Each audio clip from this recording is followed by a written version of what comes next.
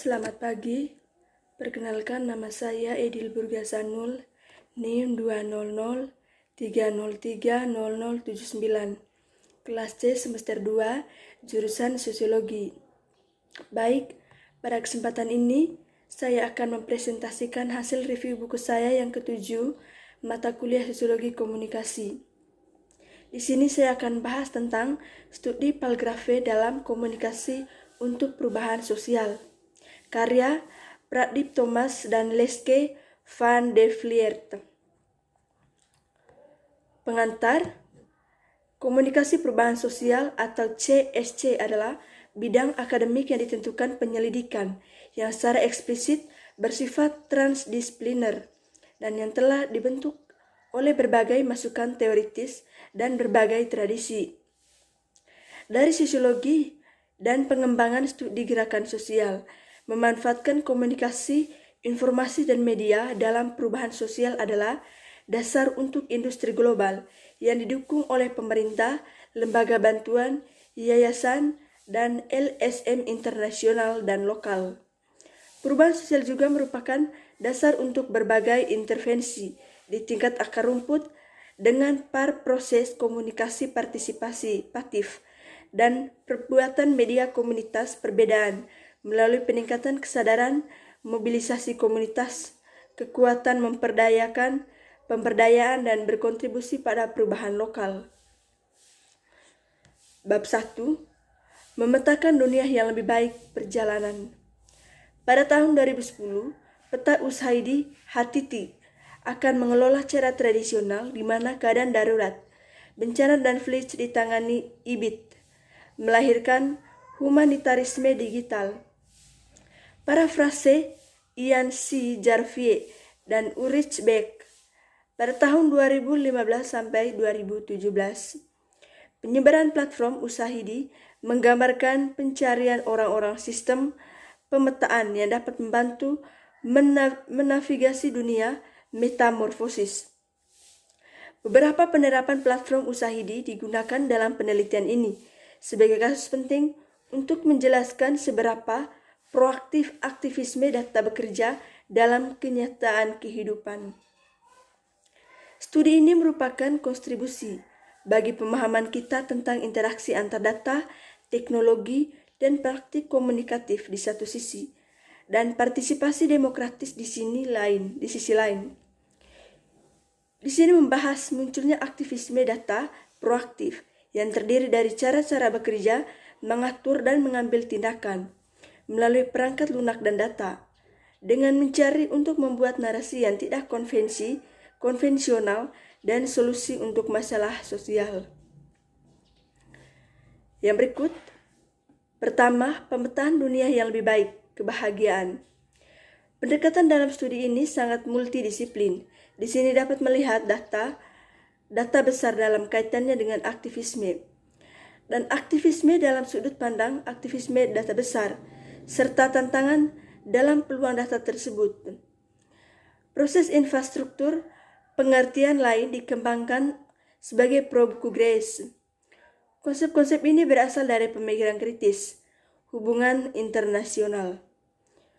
Studi Tions penelitian jurnalisme alternatif dan studi media warga, kartografi kritis dan gerakan sosial dan teori komunikasi. Yang kedua, Big Data dalam terang aktivisme data. Aktivisme data adalah aktivisme yang memanfaatkan infrastruktur data sebagai metode Blink. Definisi Big Data bukannya tidak bermasalah. Data besar bisa berupa fakta, sinyal, atau simbol, yaitu data dimodifikasi, didistribusikan, artefak, utet, dan interaktif. Data besar dapat didefinisikan sebagai kelimpahan benda digital. Konten online buatan pengguna, data yang dihasilkan dari datafication, atau kemampuan untuk berubah menjadi aspek data dunia yang belum pernah diukur sebelumnya. Atau misalnya, persahabatan akan bentuk suka. Data yang dihasilkan oleh lot, sinyal ditangkap dan dipancarkan oleh senders drones dan perangkat yang portabel. Jejak online yang ditinggal oleh klik web aliran dan proses pengindeksan dan mendata yang diperoleh dengan pengintaian dan mesin. Bab 2. Berbagai sisi infrastruktur data. Alat analisis data besar mempromosikan rekayasa yang lebih menguntungkan persetujuan daripada yang dijelaskan oleh Edward L. Bedmais pada tahun 1947.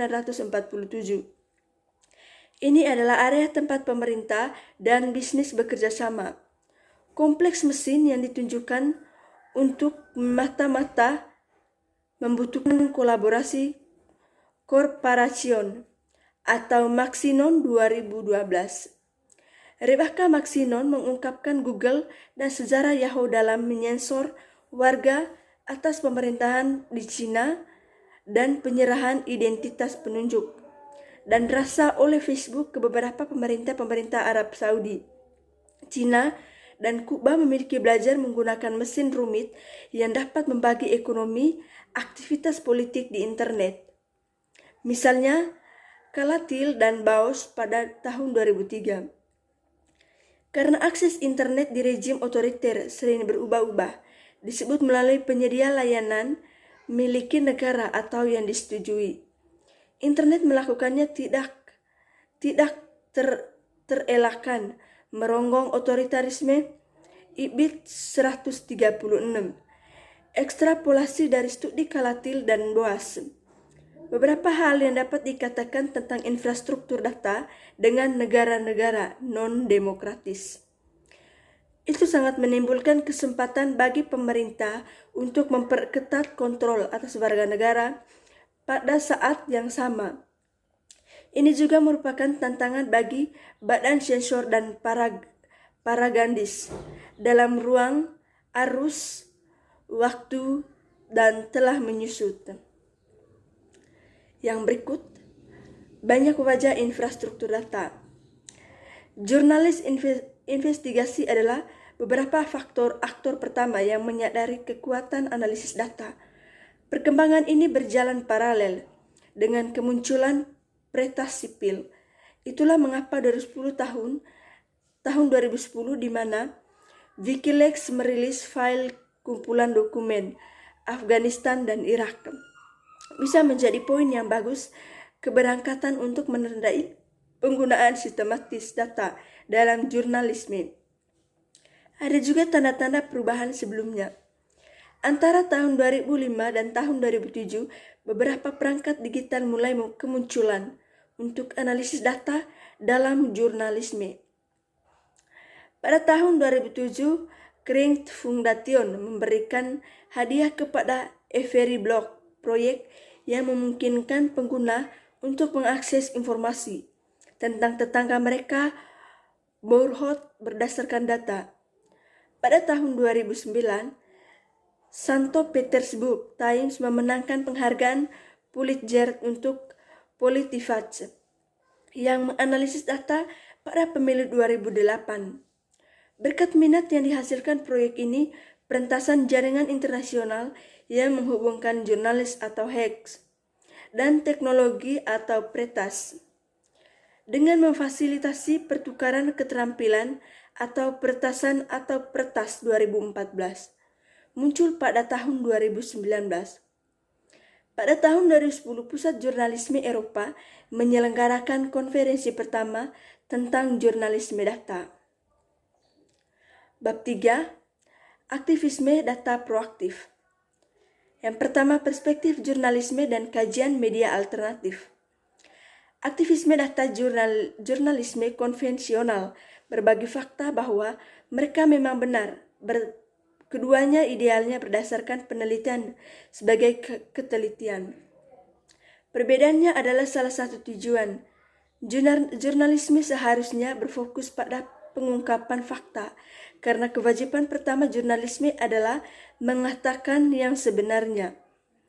Tepatnya untuk jurnalisme, temuan penelitian adalah tujuan akhir, sedangkan penelitian dalam berkampanye biasanya dianggap sebagai alat untuk mendukung tujuannya.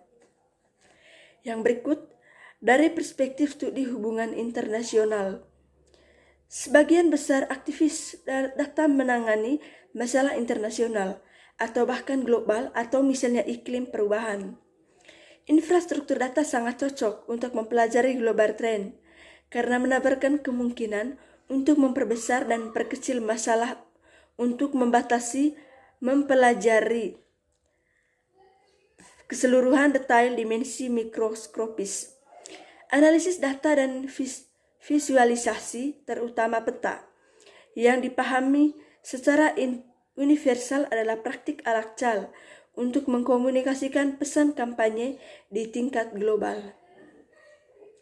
Yang berikut, dari perspektif studi gerakan sosial. Gerakan sosial adalah jaringan organisasi dan aktor yang tersebar dengan kepentingan yang sama, terorganisir namun informal dan horizontal yang mana keterlibat dengan hubungan konflikular. Dengan lawan, gunanya yang tidak konvensional artinya terkait dalam sistem informal dan berbagi identitas kolektif untuk perubahan sosial atau Della Porta dan Diani 2006 Sirki 2008 Van de Boek 2004. Kampanye gerakan sosial sering terjadi terdesentralisasi dengan minimal terkadang dengan mengubah target, tetapi di bawah tujuan mendefinisikan yang sama atau IBIT. Yang berikut dari perspektif aktivisme teknologi. Aktivisme teknologi menggunakan TIK untuk menyebarkan pesan, berkomunikasi, lebih membangun komunikatif, memobilisasi mereka, mengatur tindakan, dan mengerumuni inisiatif, sumber, dan crowdfunding. Saat alat berkembang, aktivisme teknologi menemukan cara baru untuk memobilisasi pengikut, memperkaya repertoar aksinya, dan mengidentifikasi dampaknya. Aktivasi data ISME dapat dianggap sebagai bentuk aktivisme teknologi yang diperluas. Dalam arti, sebenarnya aktivisme yang dimungkinkan oleh bentuk teknologi yang sangat canggih, atau misalnya infrastruktur data. Yang berikut, bab 4. Data, crowdsourcing, dan pemetaan untuk humanitarianisme. Usahidi adalah pelopor kemanusiaan digital. Sejak penempatannya yang menangani gempa hati pada tahun 2010, teknologi pemetaan krisis telah muncul sebagai alat untuk membantu organisasi dan menahan dan memprioritaskan data, serta memberikan bantuan teknis. Evaluasi independen menemukan bahwa penyebaran mengatasi kesenjangan informasi utama pada periode awal respon sebelum organisasi besar beroperasi. Organisasi menurut Garial modal pertumbuhan berkembang melalui kreativitas atau pelatihan eksponensial. Pada tahun 2016 mampu melibatkan 123 dari mereka. Gempa bumi yang melanda Haiti tahun 2010 Usahudi, Tuts Universitas Oscar Columbia, dan jaringan kritis internasional pembuat peta bekerja sama dalam meluncurkan satu penerapan. Bab 5. Kesimpulan dan area untuk penelitian lebih lanjut. Sistem informasi berdasarkan data dan komunikasi infrastruktur komunikasi yang dapat membantu kita menyadari masyarakat data besar ini. Pemerintahan dan bisnis adalah di antaranya agen sosial pertama yang memanfaatkan lais infrastruktur data, baik yang publik, tetapi juga untuk semata-mata memanipulasi dan lebih mengontrol warga negara, efisien yang sebelumnya, dan yang terakhir untuk menghasilkan pemasaran produk dan layanan, serta akses yang lebih dipersonalisasi lebih banyak konsumen, tetapi juga memanipulasinya. Data infrastruktur telah melahirkan bentuk negatif dari kerjasama publik swasta.